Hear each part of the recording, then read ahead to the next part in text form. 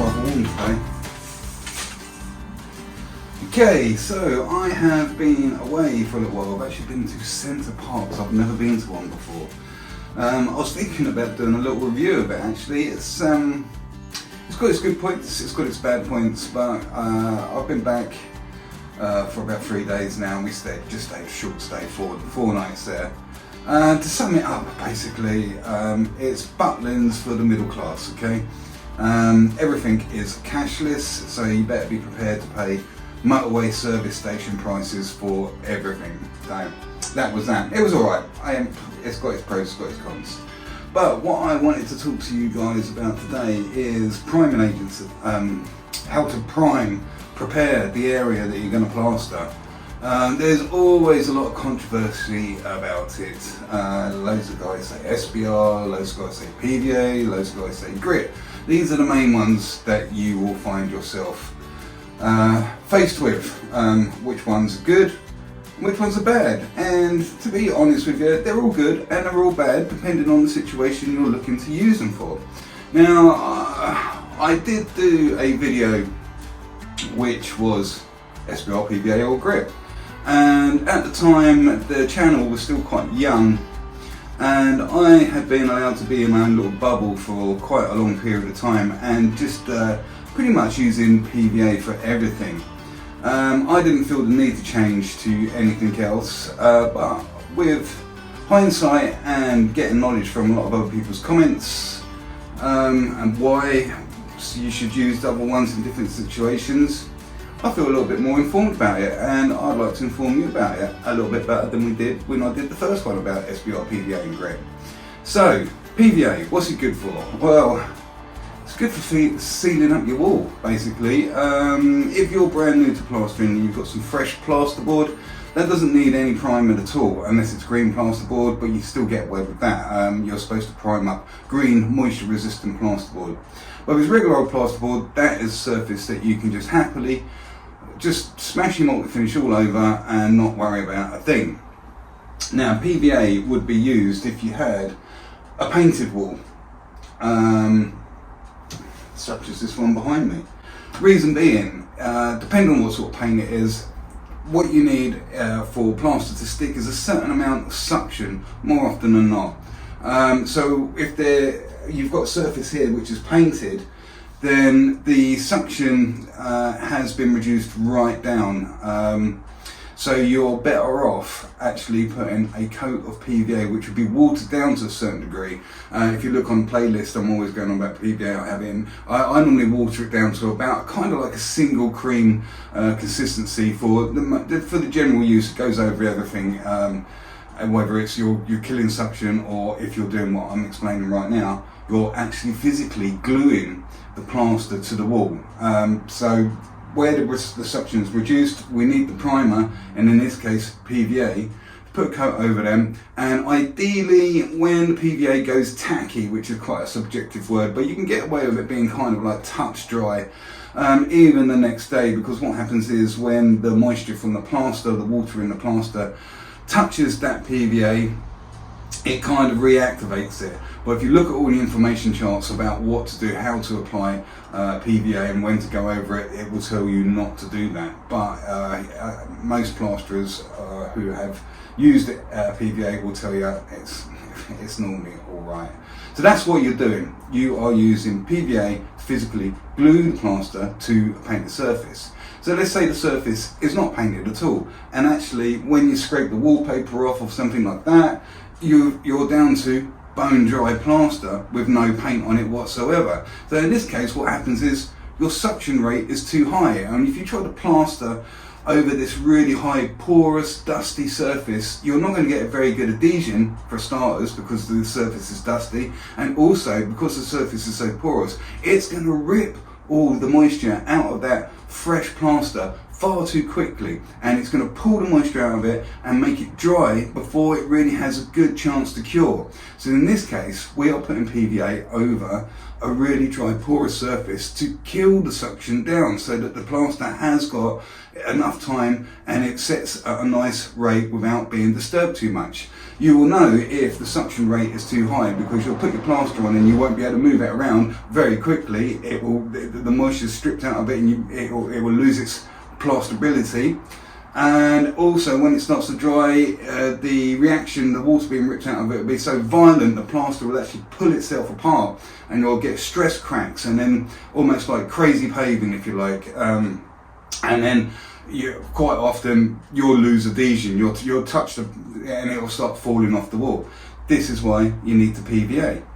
So PVA when there's no suction, PVA when there's too much suction. Why would you need anything else?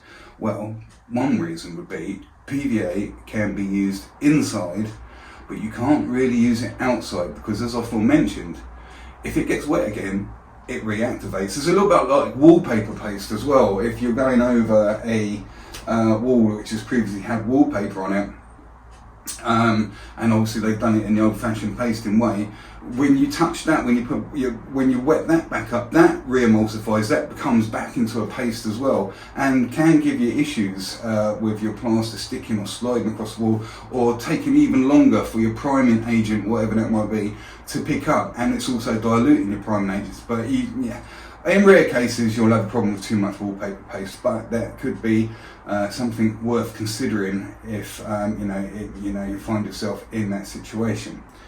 So why would you use anything else other than PVA? Like I say, if you're doing something outside, PVA will not it won't hold up outside, it will break down. So if you had a garden wall which was brick, and you wanted to kill the suction before you put sand and cement on it, you don't really want to be putting PVA on there, because you're going to be compromising it. So in this case you might want to switch to SBR. So PVA stands for polyvinyl acetate, PVA adhesive. SBR stands for styrobutane polymer, and I say resin, some people say rubber, but I believe I was told it was resin, but it's close enough, resin, rubber, whatever you like. Now SBR you can use that outside. It's very, very, very potent compared to PVA. So it does have some drawbacks inside. PVA, you can't really mix it with sand and cement, you can't really mix it with multi-finish or anything like that, or any of the backing coats, because it's too gloopy, and it makes the material, it doesn't spread properly. Whereas SBR can be used as an admixture as well. So you can prime up your surface, your painted brick, not painted brick, but let's say for instance it's bare brickwork. Let's say you've got a really high suction brick, like thermalite block, the grey ones which are really light. The suction rate's a hot day, they're bone dry, the extension's been up for a long period of time. You need to kill the suction down for that sand and cement, because we're back again with the moisture being ripped out of the sand and cement, so we need to kill the suction down. And because it's outside, we're not using PVA, we're going to SBR. So that's why we'd use it. We'd prime up, paint the area that is to be plastered. SBR kills down the suction, and then also you can pour a little bit in that sand and cement, and it makes that sand and cement even more hard, more flexible, more resistant to water ingress. It's really, really good stuff. Quite often we have one, if you're doing a plinth around the bottom, if you're doing a rendered wall and there's a plinth they want done, quite often we'll mix pretty much neat SBR with a good few handfuls of like cement, and so you've got this grey sludge, and you'll use that, and that is pretty good at tanking and stopping moisture getting in. So that is why you may use SBR. Now a lot of guys do actually use SBR inside, and one of the reasons is SBR is much more efficient at killing suction. There are some drawbacks to it, mainly the consistency of SBR, because SBR in its neat state is very, very thin as it is. So if you are going into somebody's house and you've got to protect carpet or whatever, the floor's being saved, you need to be pretty careful where you're going with that SBR. You don't want to be getting it anywhere you don't want to be getting it, because it is so so strong. You don't want to be getting it on tiles, you don't want to be getting it on somebody's carpet, you don't want to be getting it on somebody's kitchen work surface or on their cooker or on their curtains, whatever. You just do not want to be getting. And because it's so thin, it is really quite hard to control in those situations. So if you're in a situation where you're on a building site and you know the floor is just a screeded floor, it's an old floor, it's all dusty and stuff, you can throw SBR around in there with free abandon and not worry about where it's getting. You don't want to get it up window reveals, you don't want to get it on your windows or anything on any PVC plastic, so you need to be a little bit careful around there if you've got brand new windows in. So that is pretty much the only drawback really I think about using SBR inside. It is very, very hard to control. But there is a second drawback to using SBR inside. Now, because it's so efficient at killing suction, if you've got one wall to do and you SBR that, then you're going to be sitting around in your van waiting for a long time unless you put some sort of accelerator additive into your plaster, your multi-finish. So let's say we're just going in to skim one wall. It's just a tiny little patch, one wall. It's not even a full bag. You're going to be, you know, have time on your hands. Okay. SBR is so efficient, you don't really want to be using it there. If it was PVA, it still allows some suction to go through, especially if it is over a porous surface. And for me, because I use PVA so much, I get it to the certain consistency, I always have it, and I get to judge when I stop PVAing up an area. I'm used to it so much now that because it's the same consistency every time I use it, I'll prime up my dusty wall, my high porous wall, and I'm killing the suction. And as I'm doing other bits and pieces, I'm just keeping an eye on that PVA, and I'm like thinking, oh, wow, that PVA has been drawing in quite quickly. So I'm probably going to give it another coat of PVA, and I can see, and I think, well, when it's waiting about 20 minutes, half hour, it's still a bit tacky after that time. It's ideal to go over now, so that you do need a little bit of experience with that. SBR will kill all the suction. Okay, so if we PVA this high porous, we've got one more to do, then we're allowing a little bit of suction to remain there. Okay, so we're using the suction to speed up the setting time of the plaster, because it will start pulling in a lot quicker. And we're using the suction to speed up our setting time without having to put any additives to accelerate the multi-finish. So that's where another place PVA is better than SBR if you are doing a small area. But if we are doing a big area, then we don't really want to be putting 2 coats of PVA over a whole room. Say you had a 50 square meter room, and then like it's all porous and you want to kill the suction as efficiently as possible, then you probably might want to go to SBR, because, and even if you have to do 2 coats, because you want to kill that. If it's really, really high suction, you might be going over with PVA a couple of times, and you might misjudge it, and you think, well, I've put one wall on, but do you know what, I still think it's pulling in a little bit quick. I might get another coat over these walls, and sometimes you'll find yourself in a situation where you can't kill the suction enough because there isn't enough time for the coats of PVA to dry. So like if you put a coat of PVA on right now, and then 5 minutes later, before that's picked up, and then you put another coat of PVA over that before it's even, you know, started to dry, then it's just as effective as one really, really thick coat of PVA. You need the layers to give them some time so that they really start doing their job.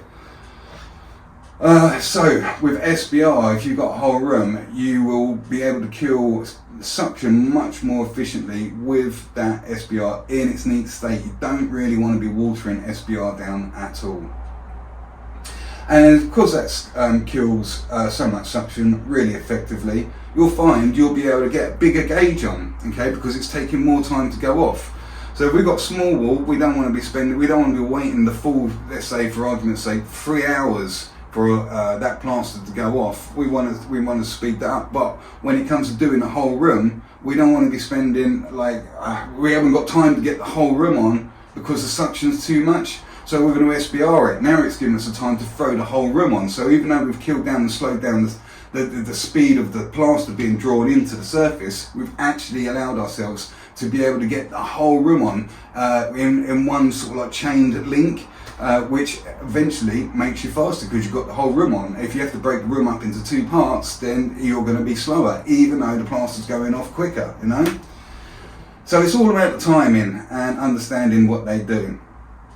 So what else was I going to say? Another little problem with PVA is, like I say, you do need to water it down. If you've got a very high suction area that you're going to plaster, you do need to water that PVA down so that it actually gets into the surface that you're about to plaster and doesn't just sit on the top and create a skin, because then we're back to like a compromised adhesion again. And because you water it down so much, to get it to be drawn into the depth of the surface, not just sit on top, then of course we're diluting the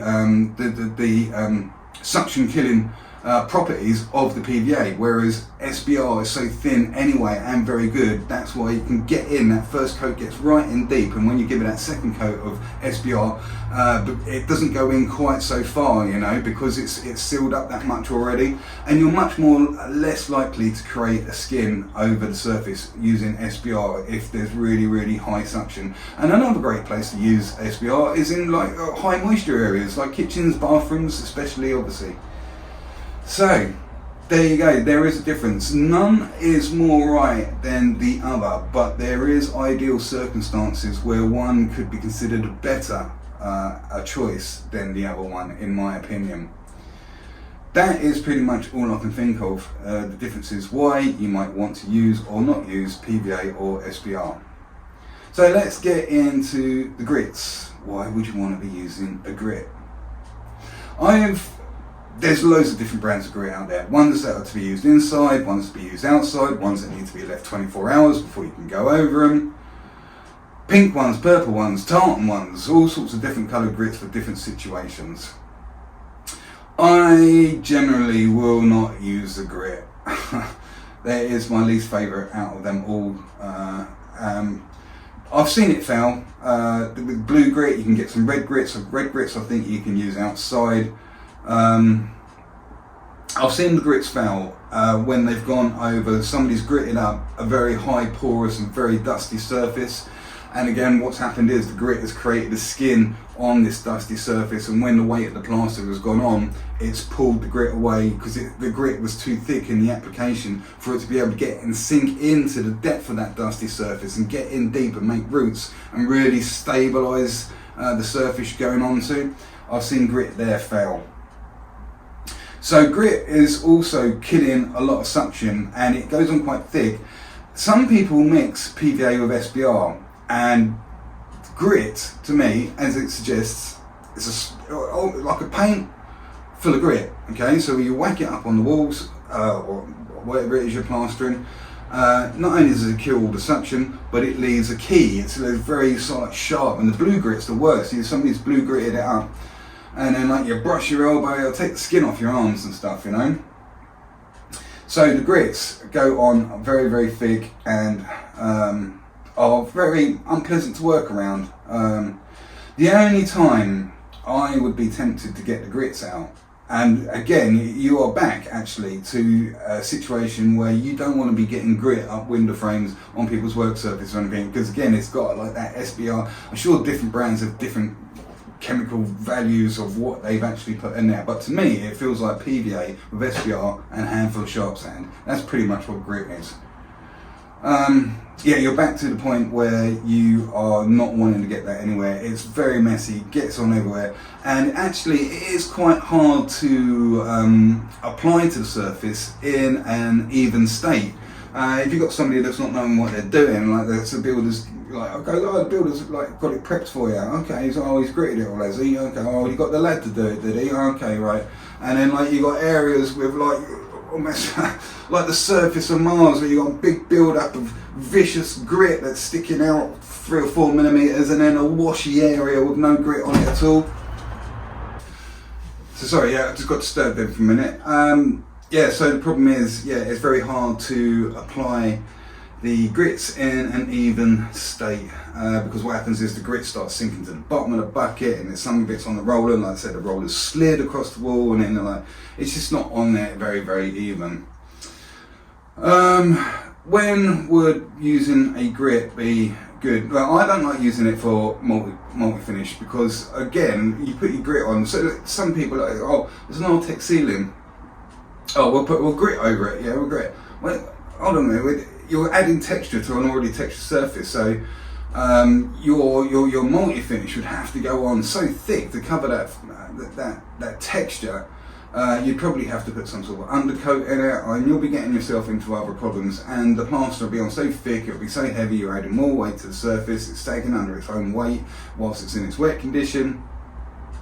Multi-finish and grit for me do not go together, but grit do go well with something that needs quite a bit of depth to it anyway, such as sand cement, or if you're using, well, not so much hardwalls for high suction backgrounds, which is the undercoat plaster, but if you're bonding something out,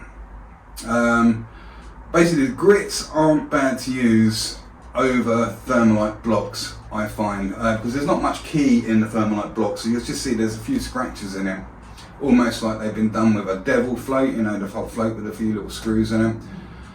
So the grit there really does kill down, because those thermalite blocks are such high suction, and you're supposed to be able to go over it straight with hardwall. The old equivalent to hardwall was a product which isn't made anymore, and that was called browning. But it was very soft. Then they come out with hardwall.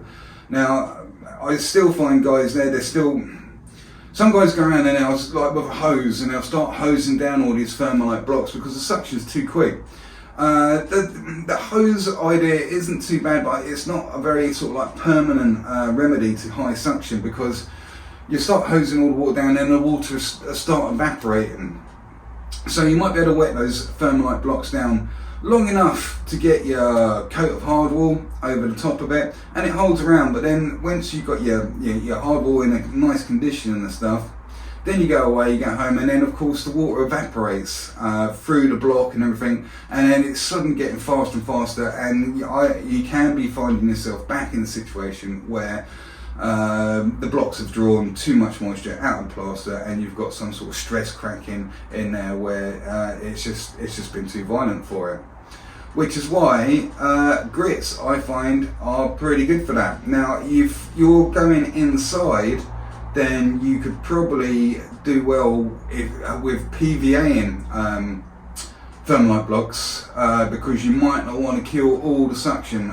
Grit will be quite effective at killing a lot of suction, and so it goes on thick and it's very plasticky. Like SBR dries very sort of like hard. Okay, you can't penetrate it, but with the grits you can scrape at it and it's much more like rubbery.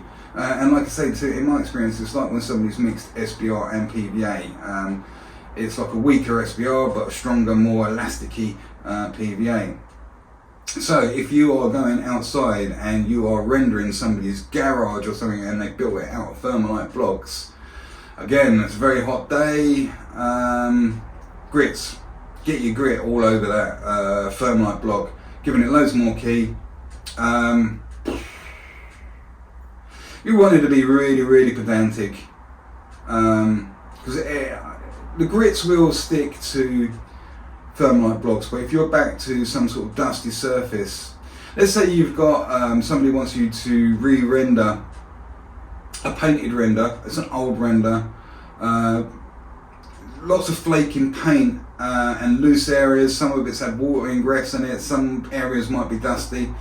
In that situation, if that's outside and somebody wants you to render over and rectify some bad rendering or some perish rendering, and it doesn't make sense to get that render off because it might be an old building, and once you start getting in there with the percussion, you know, things to chip it off, you might be causing more damage than good, ripping the bricks apart, and etc. So the idea is somebody's gone, why don't we just render over it, and you go, okay. So if it was a very unstable painted surface, then a good combination might be getting over it with SBR, because remember the SBR is thin enough to get in and start penetrating that surface. Give that a good overnight for that to start doing its job, and then if you're worried about key, maybe you can get some with your grit over the top of a SBR perish surface. Maybe you'll be getting the best of both worlds then, because you, like I say, you stabilised up that surface. You got into the depth of it with SBR, and now you're allowing that grit to really get a good adhesion to the SBR, and you'll be doubling up on the water resistance there. That would be the only time I ever really consider using the grits, and say that is probably the best place, the best thing to use in this situation over thermalites that are going to be rendered. That's the only time I'd use a grit. Otherwise, it's SBR or PVA. Smaller hits, broken up, PVA. If you want to be getting over loads of, and again, SBR can be used on painted to glue the plaster to the painted surface, or it can be used on dusty porous surfaces. It does exactly the same thing as PVA, but more effective. It's more harsh. So if you need to be getting on meters and meters and meters, and you don't want to be wasting your time just continuously PVAing things all the time to get the right suction, then go to SBR. SBR for big areas, PVA for smaller areas, basically. And that is probably all I've got to say about that. So guys, yeah, thanks for watching this video. Just a quick one talking. I just felt like it's Sunday, I needed to get one up because I haven't seen you for a while. Although I did get 3 videos scheduled. I did it all last Sunday, yeah, literally 7 days ago. I spent all Sunday last week editing, and I scheduled them out through the week. This week I am, where am I? I am just starting to get my work head back on. As I say, it's been St. Parks. I've had another 3 days off, and Monday is tomorrow, and I'm going in with Kieran, and I need to find out where the location of that job is. And then I believe we've loosely planned in something with Ben and Rob, and if you're familiar with the channel, you will know who they are, and another couple of guys I jump on with every now and again, should my own work be a little bit quiet. So that is pretty much what I do all the time. I've been in all these other different situations, and now I kind of like work by myself. I did have my own son working with me for a while, and he's gone off doing his own bits and pieces, so now I'm just like by myself. I only have to worry about myself. So I've got a few of my own builders. Sometimes I'm really busy with them, they all want something done at the same time, and other times they go a bit quiet on me. So I like to keep my finger in a few different pies.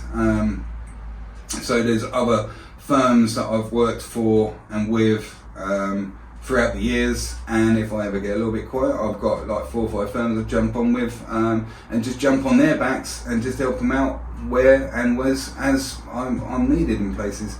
Very, very stress-free situation I've kind of put myself in.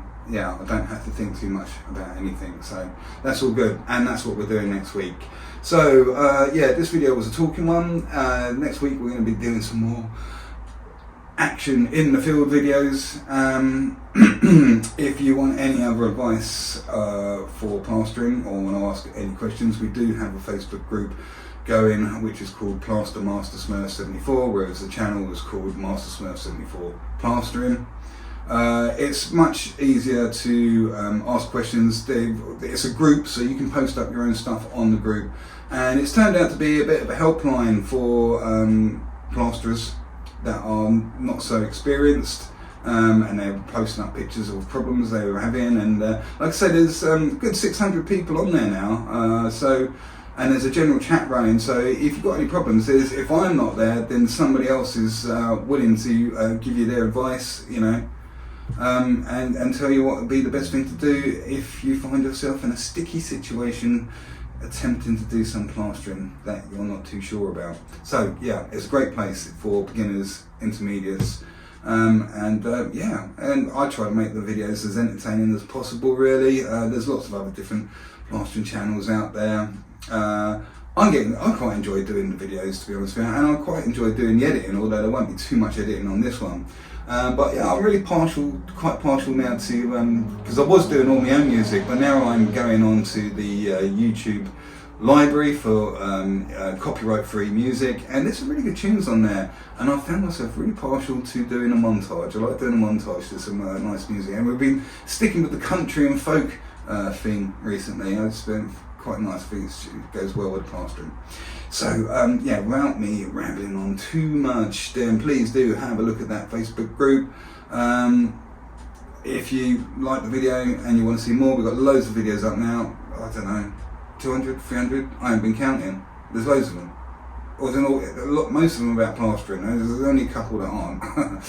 So yeah, have a look through the playlist. I'm sure there's something on there that will take your fancy, be interesting for you. Alright guys, take it easy, and I will catch you next week when I am back in the field plastering. Alright, see you soon.